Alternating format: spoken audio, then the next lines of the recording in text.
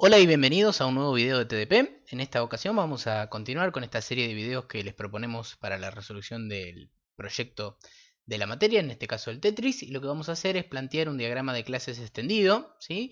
A partir del diagrama de clases reducido que planteamos en videos anteriores. Para poder conversar acerca de este diagrama de clases extendido, vamos a tratar de modelar los atributos y servicios que creemos van a ser necesarios ofrezcan cada una de las clases para dar lugar a la implementación del juego, ¿sí? Si comenzamos por la clase ventana, lo que primero vamos a tener que modelar son aquellas relaciones que habíamos distinguido en el diagrama reducido. En este caso vamos a tener un atributo que llamamos mi juego, que es el que relaciona la ventana con el juego. Así como también vamos a tener otro tipo de atributos, así como servicios específicos. En este caso, el atributo matriz principal que nos va a modelar la matriz de labels, digamos, a donde vamos a graficar las representaciones de cada uno de los bloques de nuestro juego. Pasando propiamente a la clase juego, vamos a ver que existen un atributo por cada una de las relaciones que modelamos en el diagrama reducido, el atributo mi ventana, el atributo mi reloj y el atributo mi grilla principal, así como el atributo tetremino actual, todos relacionándose, o relacionando mejor dicho, la clase juego con ventana, reloj, grilla y tetremino, así como tal vez podemos distinguir un atributo puntaje donde vamos a ir manteniendo justamente el puntaje del juego. Respecto de la clase grilla vamos a tener el atributo mi juego, la matriz, que en este caso es justamente la colección de bloques que contiene la grilla, así como atributos en particular como cantidad de filas y cantidad de columnas que me van a indicar justamente estos datos para lo que es la clase grilla. Respecto a la clase bloque teníamos el atributo mi grilla, así como el atributo mi representación que relacionaba el bloque justamente con la clase bloque gráfico. Y también vamos a tener atributos en particular que no modelan una relación como lo son fila, columna y el atributo está libre, que me va a indicar si el bloque está ocupado o no por alguna componente, algún bloque de lo que es el tetrimino. Pasando a la clase tetrimino vimos que tenía una relación con la clase bloque que la íbamos a distinguir a través de los atributos W, X, Y y Z, así como una relación o un atributo que lo relacionaba con la grilla, que se llama mi grilla, de la misma manera que un atributo llamado mi representación, que lo asociaba con el tetrimino gráfico, y finalmente vamos a tener un atributo en particular que modele la rotación actual del tetrimino. En la clase tetrimino gráfico teníamos una relación entre esta clase y el bloque gráfico que la íbamos a nombrar W, X, Y y Z, de nuevo porque el tetrimino gráfico era una agregación de 4 bloques gráficos. En el caso del bloque gráfico vamos a tener un atributo rotación que me indica justamente el nivel de rotación que va a tener ese bloque para que de alguna manera pueda plasmar esta información mediante un conjunto de imágenes, que ese conjunto de imágenes los podemos modelar a través del atributo imágenes, que es un arreglo de strings, en este caso que representan la ruta de acceso a, por ejemplo, las 4 imágenes asociadas a un bloque gráfico en relación a su nivel de rotación. Bien, fíjense que hasta acá lo único que hicimos fue modelar los atributos que tienen las clases en relación a justamente las relaciones que habíamos modelado en el diagrama reducido y algunos atributos en particular que creemos van a ser necesarios. A partir de eso lo que podemos comenzar a hacer es definir los servicios propiamente dichos y necesarios para que estas clases se comuniquen.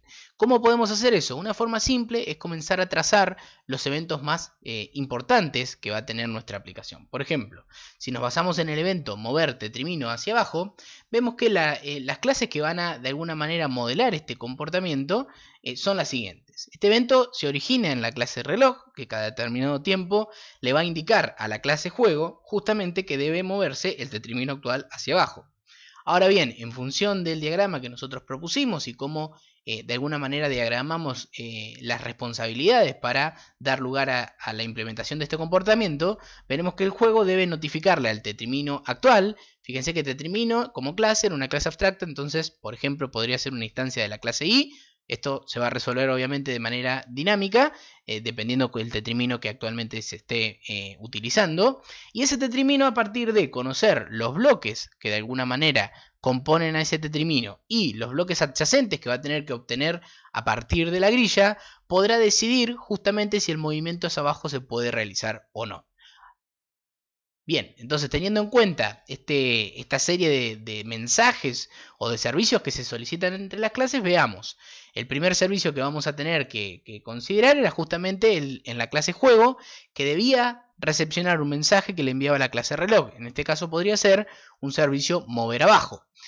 Este servicio mover abajo derivaba el comportamiento en la clase tetrimino. Por lo tanto, en la clase tetrimino vamos a tener que tener un servicio mover abajo. En particular, fíjense que cada vez que un tetrimino se mueve hacia abajo, podemos estar en una condición de terminación del juego. ¿Por qué decimos esto? Porque si el tetrimino no se puede mover y se detiene, quiere decir que posiblemente se haya formado o no una fila, o posiblemente ese tetrimino está sobre encima de lo que es la grilla y no puede avanzar más. En este sentido, es importante que cuando el tetrimino no se pueda mover, el juego pueda noticiarse de esta situación para verificar si justamente estamos en una condición de terminación o no, o si estamos en una condición donde, por ejemplo, se formaron líneas. Entonces, lo que vamos a hacer para modelar ese comportamiento es definir el servicio mover abajo de la clase tetrimino como un servicio que retorna un booleano. Ese booleano justamente va a ser el que consuma la clase juego para darse cuenta si debe o no verificar líneas o verificar el estado del juego. ¿Sí? En este caso, verificar líneas o verificar estado del juego serían servicios de la clase juego que son privados o locales a la clase y que no se ofrecen dentro de la interfaz para el afuera. Retomando un poco el comportamiento de mover abajo en la clase tetrimino, recuerden que nosotros dijimos que el tetrimino, para poder saber si se podía o no mover, va a tener que consultar los bloques adyacentes. Para poder consultar los bloques adyacentes va a tener que comunicarse con la clase grilla y solicitarle los bloques que se ubiquen a izquierda, derecha, arriba o abajo, dependiendo de el estado que tenga el tetrimino. ¿Sí? En este caso, entonces, la grilla va a tener que ofrecer un servicio getBloque que va a recibir dos componentes. La componente son las referencias en X y en Y, o fila y columna, y va a retornar un bloque. Finalmente, el tetrimino con esos bloques lo que va a hacer es consultar si están o no libres. Si están libres, obviamente va a permitir que el movimiento se produzca, y si no están libres, obviamente no. Y fíjense que ese servicio nos lo va a ofrecer justamente la clase bloque a través de está libre como servicio que nos retorna un booleano. Finalmente, una vez que nosotros decidimos que se puede realizar el movimiento, lo que tenemos que efectivizar es justamente el cambio en el estado del bloque, ¿sí?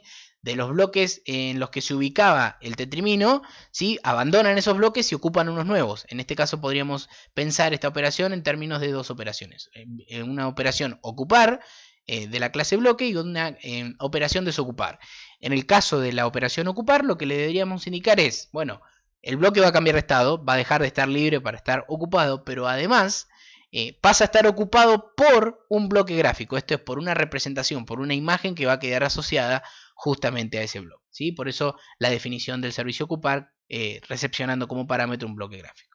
En el caso de desocupar va a ser una operación, en este caso, que no recibe parámetros, pero lo que sí va a requerir es justamente conocer cuál es el bloque gráfico que va a representar el estado de un bloque libre. ¿Sí?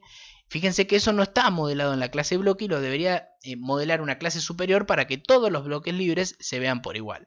En este caso lo adecuado sería entonces que la clase grilla, en este caso, tenga un atributo bloque libre, que es de tipo bloque gráfico, y que justamente ofrezca un servicio que puede consumir la clase bloque llamado getBloqueL de bloque libre, digamos, que va a retornar una instancia de la clase bloque gráfico que representa justamente la representación de un bloque libre. Bien, fíjense que hasta ahí entonces resolvimos lo que sería el mover hacia abajo. Sin embargo, tenemos que modelar una nueva relación que no teníamos anteriormente en el diagrama de clase reducido, que era en la relación entre grilla y bloque gráfico, que se llamaba bloque libre. ¿Sí? Esto un poco también para acentuar esta idea de que los modelos se van construyendo iterativamente y a medida que vamos avanzando y profundizando el nivel de detalle de las operaciones o servicios que tienen que ofrecer las clases, podemos llegar a encontrar este tipo de situaciones en las que tenemos que agregar o quitar alguna relación a nuestra conveniencia. ¿Sí? En particular yo quiero focalizar o puntualizar un poco en qué sucede con el ocupar y el desocupar un bloque. Con esas dos operaciones que mencionamos sirven para modificar el estado libre o no de un bloque, pero en particular cómo impacta eso en la representación gráfica de lo que son los bloques en la ventana, que fíjense que hasta aquí no lo hemos conversado. Bien, entonces si ustedes lo piensan, en el momento en el que el bloque recibe el mensaje de ocupar y de desocupar, de alguna manera lo que va a estar modificando es justamente la relación mi representación, asociándolo con un nuevo bloque gráfico. ¿sí? Siendo ese bloque gráfico el que tiene internamente la representación o la imagen asociada a un bloque que está libre o a un bloque que está ocupado en particular por algún tetrimino. Esto lo que nos permite modelar es toda la modificación desde el punto de vista lógico, ¿sí? Sin embargo, fíjense que hasta el momento no indicamos cómo la ventana va a reflejar esa modificación.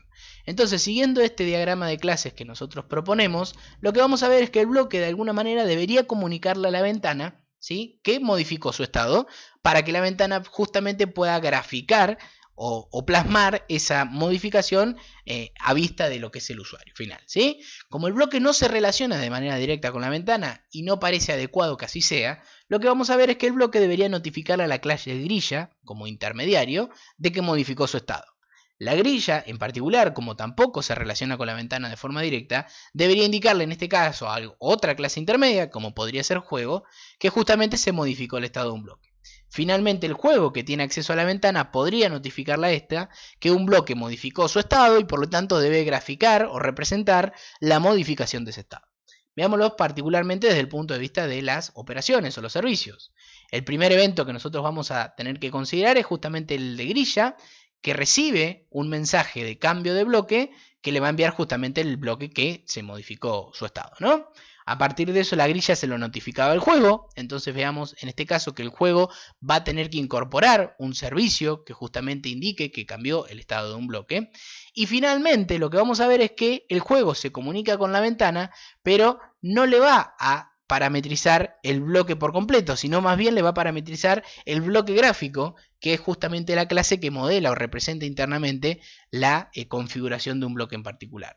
Para poder obtener un bloque gráfico, necesariamente vamos a tener que agregar esa operación en lo que es la clase bloque, ¿sí? Get bloque gráfico, que retorna un bloque gráfico, y ese bloque gráfico es el que finalmente se le va a enviar como parámetro a la ventana para que grafique ese bloque, ¿sí?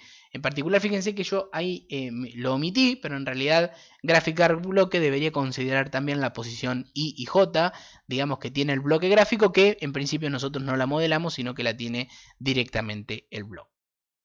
Bien, de esa manera entonces logramos de alguna manera representar todo el comportamiento asociado al mover abajo desde el punto de vista lógico de cómo el juego se hace cargo del movimiento, cómo el tetrimino decide si lo puede realizar o no, cómo modifica el estado de los bloques y finalmente cómo las modificaciones en los estados de los bloques impactan finalmente en la representación gráfica que puede ver el usuario a través de todos los mensajes que enviamos desde el bloque hacia la grilla, hacia el juego y hacia la ventana.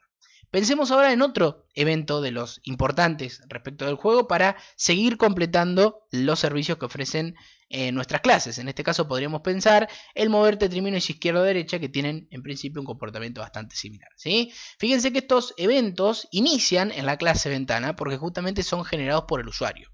El usuario presionará un conjunto de teclas que de alguna manera van a ser interpretadas como quiero mover a derecha, quiero mover a izquierda. Esa ventana se lo va a tener que notificar al juego. El juego lo notificará a la clase tetrimino, que dependiendo el tetrimino actual que se esté en ese momento utilizando, será alguna de las clases concretas I, J, L, S, Z o T. Y finalmente ese tetrimino mirará la composición de sus bloques y la de sus bloques adyacentes a través de la grilla y finalmente decidirá si puede o no mover hacia izquierda o aplicar ese movimiento, ¿sí? Entonces veamos esto, desde el punto de vista de la clase juego, vamos a tener entonces la operación mover a izquierda o mover a derecha. Finalmente la clase juego se le notificaba al tetrimino, en este caso mover a izquierda o mover a derecha. El tetrimino de alguna manera consultaba los bloques que formaban parte de la grilla. Esto ya lo teníamos modelado de una transparencia anterior, por eso no lo agregamos.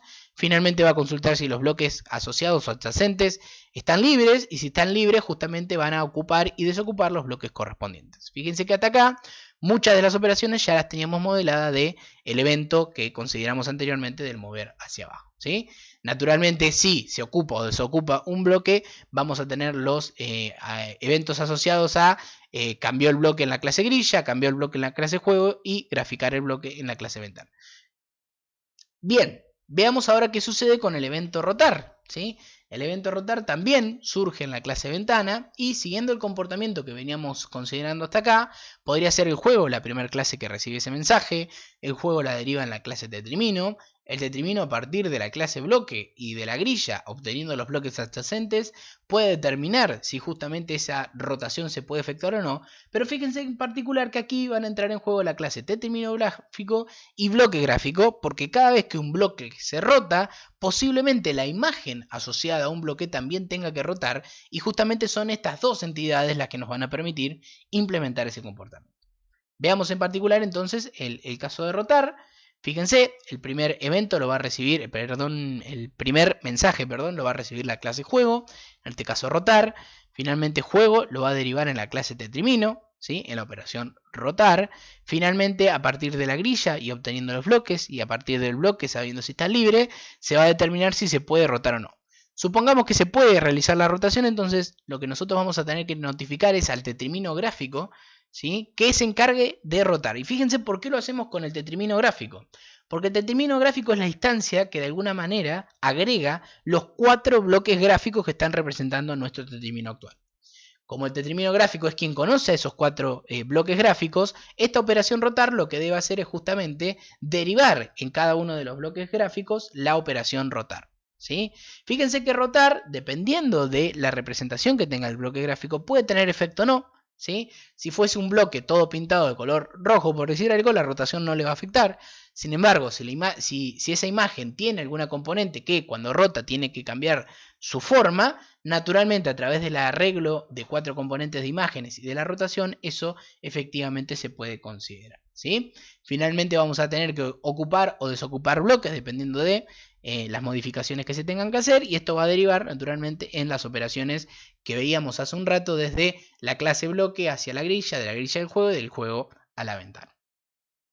Bien, muchos de ustedes me preguntaron, a medida que íbamos desarrollando el proyecto, ¿por qué la clase tetrimino y bloque gráfico? ¿O para qué? ¿Cuál era la intencionalidad de tenerlo modelado de esta manera? Sí, por ejemplo, esto se podría modelar de una forma bastante parecida a través de manteniendo las dos clases tetrimino y bloque y asociándole a cada uno de ellos un atributo simple que represente la imagen asociada a dicho tetrimino o a dicho bloque.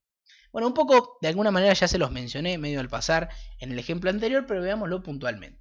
Si nosotros tuviésemos esta configuración y quisiéramos de alguna manera representar un tetrimino como el que aparece ahí, pintado de negro, ¿sí? En principio, este modelo con dos clases, tetrimino y bloque, que tienen un atributo imagen, nos permiten modelar este comportamiento sin ningún problema. ¿Sí? El tetrimino podría tener asociado una imagen que es justamente un cuadrado negro, ¿sí? Cada bloque tiene como atributo también ese cuadrado negro y de alguna manera los 4 bloques que forman parte de este tetrimino se pintan de ese color.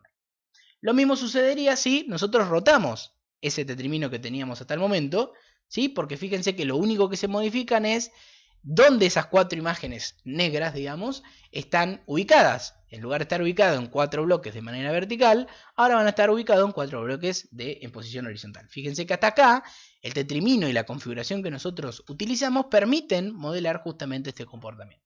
Vamos a complicarlo un poco. ¿Qué sucede si yo ahora, en lugar de utilizar ese modelo o esa representación de los tetriminos, utilizo esta otra? Fíjense que acá ya estamos teniendo en cuenta que un tetrimino tiene 4 imágenes diferentes, una para cada uno de los bloques que forman parte de ese tetrimino.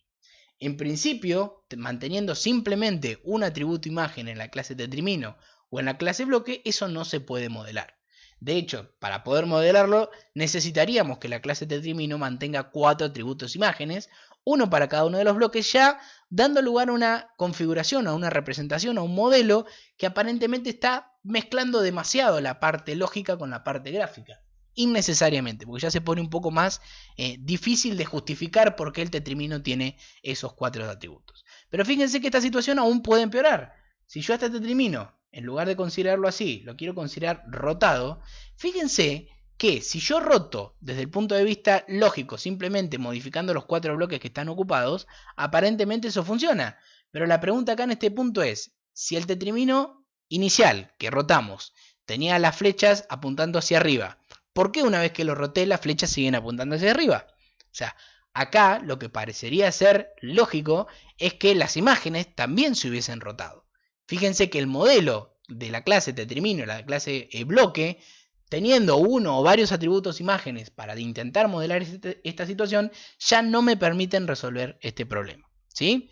Sin embargo, cuando nosotros utilizamos el otro modelo, fíjense que cuando ya hablamos de un tetrimino gráfico que está compuesto de 4 bloques gráficos, ya estamos dándole el máximo de flexibilidad a nuestro modelo, a nuestra implementación, para que cada uno de los tetríminos puedan formarse gráficamente de la manera que quieran, ¿sí? Con 4 imágenes iguales, con 4 imágenes distintas, como, digamos, el usuario, o en este caso el implementador, desee. Y es más, a partir de la incorporación de las operaciones de rotación, como nosotros delegamos en la clase bloque gráfico la operación rotar, ya va a ser la clase bloque gráfico la que se encargue de determinar qué tipo de imagen tiene que utilizar cuando un tetrimino está rotado.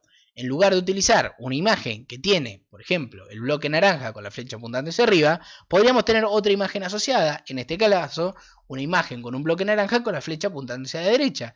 Y de esa manera logramos también representar justamente el comportamiento de la rotación desde la clase bloque gráfico. Y fíjense que esto, ya sea la clase tetrimino gráfico como la clase bloque gráfico, nos abstraen totalmente desde la clase bloque o desde la clase tetrimino del comportamiento que tienen que tomar las imágenes para poder modelar estos escenarios, ¿sí?